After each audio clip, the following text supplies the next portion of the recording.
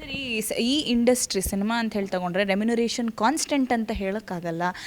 ಏರಿಳಿತಗಳಿರುತ್ತೆ. ನಿಮಗೆ ಯಾವತ್ತಾದರೂ ಈ ರಂಗವನ್ನು ನಾನು ಚೂಸ್ ಮಾಡಬಾರ್ದಾಗಿತ್ತು, ಯಾಕಾದರೂ ಬಂದೆ ಅಂತ ಅನಿಸಿದ ದಿನಗಳಿದೆಯಾ, ಅಥವಾ ಇವತ್ತಿಗೂ ಕೆಲಸ ಮಾಡ್ತಾ ಇದ್ದೀರಿ, ಅದಕ್ಕೆ ಏನು ಹೇಳ್ತೀರಿ ಅಂತ? ಯಾವತ್ತೂ ಅನಿಸಿಲ್ಲ. ನಾವು ಇಷ್ಟಪಟ್ಟೆ ಬಂದಿರೋದು. ಯಾಕೆಂದರೆ ಈ ಅಭಿನಯದಲ್ಲಿ ಒಂದು ರೀತಿಯ ನಿಶಾ ಇದೆ. ನಿಶಾ ಹೆಂಗೆ ಅಂದರೆ, ನಾನು ಹೆಣ್ಣಲ್ಲ, ಆದರೆ ಹೆಣ್ಣಿನ ಥರ ಅಭಿನಯಿಸಬೇಕು, ಹೆಣ್ಣಿನ ಥರ ಉಡುಪು ಹಾಕ್ಕೋತೀನಿ, ಅಂದರೆ ಹೆಣ್ಣು ಅಲ್ಲದೇ ಇರೋದು ಹೆಣ್ಣಾಗಿರ್ತೀನಿ. ನಾನು ಭಿಕ್ಷುಕ ಅಲ್ಲ, ಭಿಕ್ಷುಕ ಆಗಿದ್ದೀನಿ. ನಾನು ರಾಜ ಅಲ್ಲ, ರಾಜನಾಗಿರ್ತೀನಿ.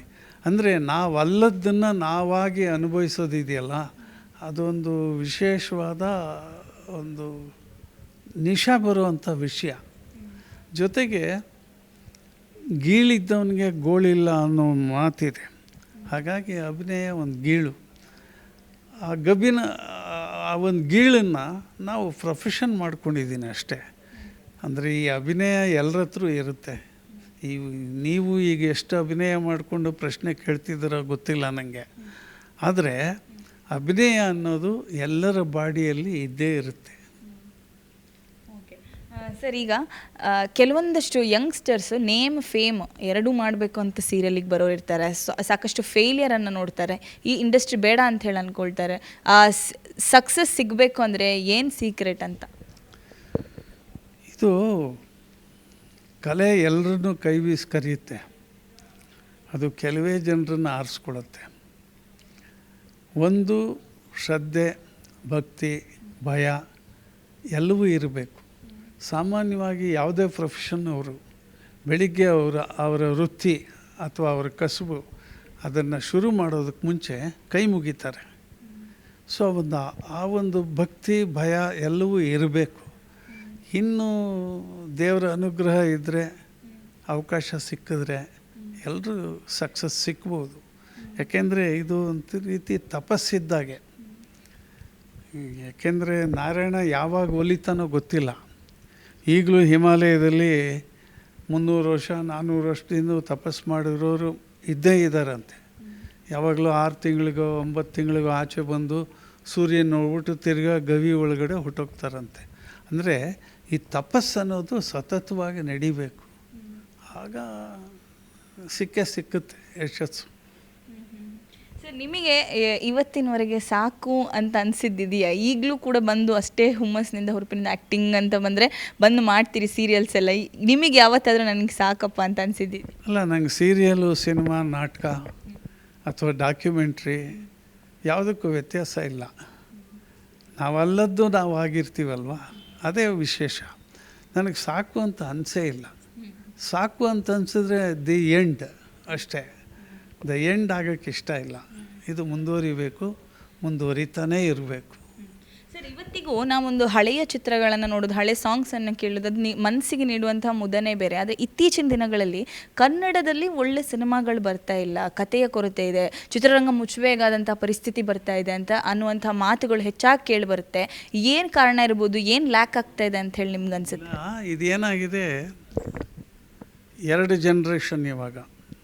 ಒಂದು 60s 70sಲ್ಲಿದ್ದವರು, ಇವತ್ತು ಬಂದಿರೋರು 2005 2010ರಲ್ಲಿ, ಅವರ ಅಭಿರುಚಿಗಳು ಬೇರೆ ಬೇರೆ ಆಗಿದೆ. ಆಮೇಲೆ ಒಂದು ಕ್ಲಾಸ್ ಆಡಿಯನ್ಸ್ ಯಾರೂ ಥಿಯೇಟ್ರಿಗೆ ಬರ್ತಾಯಿಲ್ಲ. ಒಂದು ಊರು ಬೆಳೆದಿದೆ. Cinema become very costly affair. ಜೊತೆಗೆ ಚಾನಲ್ ಇದೆ, ಸುಮಾರು ಪ್ಲ್ಯಾಟ್ಫಾರ್ಮ್ಗಳಿದೆ. ಯಾವ ಸಿನಿಮಾ ಬೇಕಾದರೂ ಅದನ್ನು ಹುಡುಕಿ ತೆಗೆದು ನೋಡ್ಬೋದು, ಯೂಟ್ಯೂಬಲ್ಲಿ ನೋಡ್ಬೋದು. ಇದೆಲ್ಲ ಹೆಚ್ಚಾಗಿರೋದ್ರಿಂದ ಸಿನಿಮಾ ಸ್ವಲ್ಪ ಆಕರ್ಷಣೆ ಕಡಿಮೆ ಆಗಿದೆ. ಆದರೆ ಒಳ್ಳೆ ಸಿನಿಮಾ ಬರ್ತಾ ಇಲ್ಲ ಅನ್ನೋದು ಬೇರೆ. ಯಾಕೆಂದರೆ ಆವತ್ತಿನ ಲಿರಿಕಲ್ ವ್ಯಾಲ್ಯೂ ಇವತ್ತಿಲ್ಲ. ಆವತ್ತು ಮನುಷ್ಯರಲ್ಲಿ ಇದ್ದ ಮೌಲ್ಯಗಳು ಇಲ್ಲ. ಸೊ ಕಡಿಮೆ ಆಗಿದೆ. ಸೊ ಕಡಿಮೆ ಆಗಿರೋದಕ್ಕೆ ಒಂದು ನಾಗರಿಕತೆ ಕಾರಣ, ಊರು ಬೆಳೆದಿರೋದು ಕಾರಣ. ಆಮೇಲೆ ಎಲ್ಲರೂ ತುಂಬ ಎಜುಕೇಟೆಡ್ ಆಗಿದ್ದಾರೆ. ಸೊ ಯಾವುದೇ ಒಂದು ಸಂಪ್ರದಾಯ ಅದೆಲ್ಲನೂ ಇದು ಯಾವುದೋ ಗೊಡ್ಡು ಆಚರಣೆ ಅನ್ನೋ ಒಂದು ಫೀಲಿಂಗ್ ಅವ್ರಿಗೆಲ್ರಿಗೂ ಇದೆ. ಹಾಗಾಗಿ ಇವತ್ತಿನದಕ್ಕೆ ಅವ್ರುಗಳು ಅಟ್ರಾಕ್ಟ್ ಆಗಿರ್ಬೋದು. ಅವ್ರಿಗೆ ಇವಾಗ ಸಿನಿಮಾ ಮಾಡೋರು ಕೂಡ ಯಾರಿಗೆ ಕೇಟ್ರಿಂಗ್ ಮಾಡಬೇಕು ಅನ್ನೋ ಪ್ರಶ್ನೆ ಅವರಲ್ಲೂ ಇದೆ. ಯಾರಿಗೆ ಕೇಟ್ರ್ ಮಾಡಬೇಕು? ಸೊ ಓಲ್ಡ್ ಜನ್ರೇಷನ್ಗೆ ಮಾಡಿದ್ರೆ ಅವ್ರ ಸಂಖ್ಯೆ ಭಾಳ ಕಡಿಮೆ ಇದೆ. ಅವ್ರು ಹಾಕಿದ ಬಂಡವಾಳ ಅವರಿಂದ ತೆಗಿಯೋಕ್ಕಾಗಲ್ಲ. ಸೊ ಕಾಲೇಜ್ ಸ್ಟೂಡೆಂಟ್ನ, ವರ್ಕ್ಶಾಪಲ್ಲಿ ಕೆಲಸ ಮಾಡೋರನ್ನ, ಹೋಟ್ಲ್ ಸಪ್ಲೈಯರ್ಸ್ನ, ಆಟೋ ಡ್ರೈವರ್ಸ್ನ, ಅವ್ರನ್ನೆಲ್ಲರೂ ಕೇಟ್ರಿಂಗ್ ಮಾಡಬೇಕು. ಸೊ ಅವ್ರಿಗೆ ಕೇಟ್ರಿಂಗ್ ಮಾಡುವಾಗ ಅವ್ರಿಗೇನು ರುಚಿಸುತ್ತೆ ಅದನ್ನೇ ಮಾಡಬೇಕು. ಸೊ ಇದು ಅವರ ತೊಂದರೆಗಳು. ಒಳ್ಳೆ ಸಿನಿಮಾಗಳು ಬರ್ತಾ ಇದೆ, ಆದರೆ ಸಿನಿಮಾ ನಂಬರ್ ಆಫ್ ಪ್ರೊಡಕ್ಷನ್ಸ್ ತುಂಬ ಇದೆ. ವಾರಕ್ಕೆ 11 ಸಿನಿಮಾ, 7 ಸಿನಿಮಾ, 9 ಸಿನಿಮಾ ಈ ಥರ ರಿಲೀಸ್ ಆದರೆ ನೋಡೋಕ್ಕೆ ಬರೋರು ದಿನ 1.25 ನಿಮಿಷ 1.5 ಸಿನಿಮಾ ನೋಡೋ ಥರ ಇದೆ. ಸೊ ಹಂಗಾಗಿ ಅಷ್ಟು ಸಿನಿಮಾ ಯಾರು ನೋಡ್ತಾರೆ? ಯಾರ ಕೈಲಾಗುತ್ತೆ? ಕನ್ನಡಿಗರು ಪರಭಾಷೆ ಸಿನಿಮಾ ಅಂತ ಬಂದರೆ ಎಲ್ಲರೂ ಹೋಗಿ ವೀಕ್ಷಿಸ್ತಾರೆ ಅನ್ನೋಂತಿದೆ. ಕನ್ನಡಕ್ಕೆ ಅಷ್ಟು ಸಪೋರ್ಟ್ ಇಲ್ಲ. ಎಲ್ಲರೂ ಯಾಕೆ ಹೋಗ್ತಾರೆ? ಆಯಾ ಭಾಷಾ ಪ್ರೇಮಿಗಳು, ಅಲ್ಲಿಯ ಕಲಾವಿದರು ಯಾರೋ ಅವ್ರಿಗೆ ತುಂಬ ಇಷ್ಟ ಆಗಿರ್ತಾರೆ, ಹಾಗಾಗಿ ಹೋಗ್ತಾರೆ ಅಷ್ಟೇ. ಎಲ್ಲರೂ ಏನು ಎಲ್ಲ ಭಾಷೆ ಬಂದಾಗ ಹೋಗಲ್ಲ. ಅದರಲ್ಲಿ ಉತ್ತಮವಾದದ್ದನ್ನು ಆರಿಸ್ಕೊಂಡು ಆ ಥರ ಇದ್ದರೆ ಹೋಗ್ತಾರೆ. ಇಲ್ಲದಿದ್ದರೆ ಮನೆಯಲ್ಲೇ ಹೋಮ್ ಥಿಯೇಟರ್ ಇರುತ್ತೆ, ಅದು ಬಂದಾಗ ನೋಡ್ತಾರೆ.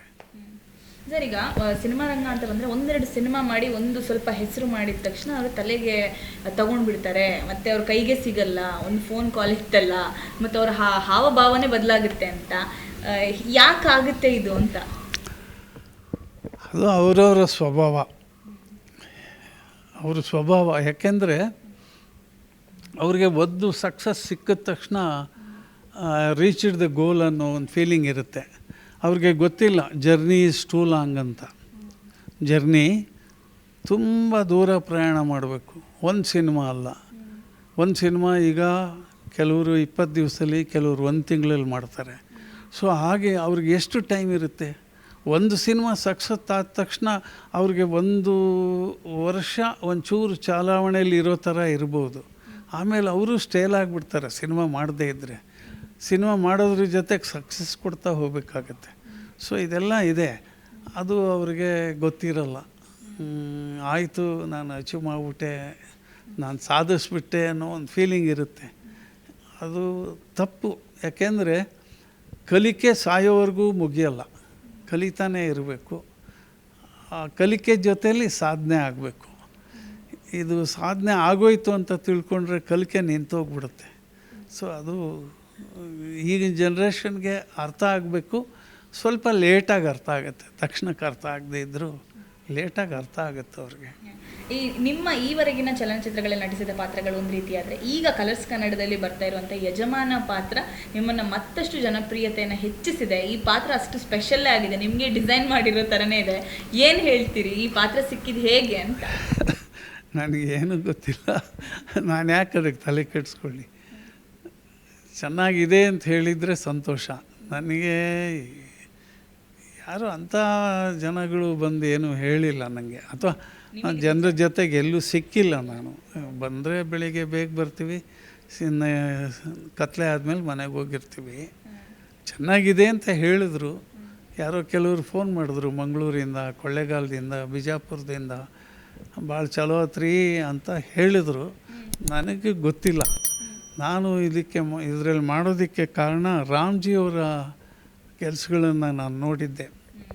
ಅವ್ರ ನಿರ್ದೇಶನ ಚೆನ್ನಾಗಿರುತ್ತೆ, ಅವ್ರ ಜೊತೇಲಿ ಕೆಲಸ ಮಾಡಬೇಕು ಅನ್ನೋದು ಒಂದು ಅಭಿಲಾಷೆ ಇತ್ತು.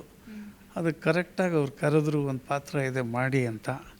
ಸೊ ಒಪ್ಕೊಂಡಿದ್ದೀನಿ. ಓಕೆ ಸರ್, ಕೊನೆಯದಾಗಿ ನಿಮ್ಮನ್ನು ಪ್ರೀತಿಸುವಂತಹ ಜನರಿಗೆ ಏನು ಹೇಳ್ತೀರಿ ಅಂತ ರಮೇಶ್ ಭಟ್ ಸರ್? ಏನಿಲ್ಲ, ನನ್ನ ಅಕಸ್ಮಾತ್ ಸಿನಿಮಾ ಥಿಯೇಟ್ರಲ್ಲೋ, ಮಾಲಲ್ಲೋ, ಅಥವಾ ಎಲ್ಲೋ ಪ್ರಯಾಣ ಮಾಡುವಾಗ ಯಾವುದೋ ಹೋಟ್ಲಲ್ಲೋ ನಾನು ನೋಡಿದಾಗ ಅವ್ರ ಮುಖದಲ್ಲಿ ಒಂದು ಸಣ್ಣ ನಗು ಬರುತ್ತೆ. ಅದೇ ನನ್ನ ದೊಡ್ಡ ಅಚೀವ್ಮೆಂಟು. ಅವರಲ್ಲಿ ನನ್ನ ಬಗ್ಗೆ ಇರೋ ಆ ಪ್ರೀತಿನ ಇದೇ ರಥ ಒಂದು ಶಾಶ್ವತವಾಗಿರಲಿ ಅಂತ ನಾನು ಹೇಳ್ತೀನಿ ಅಷ್ಟೇ.